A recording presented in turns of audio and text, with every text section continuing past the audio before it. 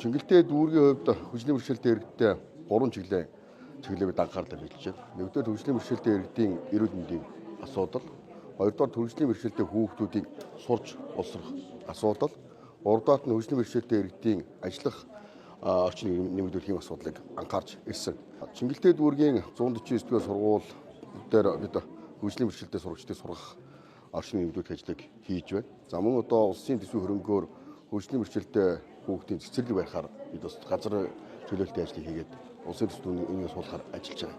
За мөн бид гадаадын төрийн байгууллагатай хамтраад хүчний бэрхшээлтэй иргэдэд хэрэгтэй байгаа хэрэгцээг иргэдэд үн төлбөр харах ажлыг хийж байна. Өнөөдөр бид чиглэлд 100 иргэнд тэрэгцэр гартуулж байгаа. Энэ бүрийн хүчний бэрхшээлтэй иргэдийн эрхийг хамгаалах өдрийг тэмдэглэдэг. Хүчний бэрхшээлтэй иргэдийнхаа хууль хэрэгцээ орчныг илүү сайжруулах, за энэ чиглэлийн үйл ажиллагаануудыг оновчтой болгох дээр улсын хурлын гишүүний хувьд анхаарч ажиллана. Та бүхэндээ эрүүл мэндийг хүсье.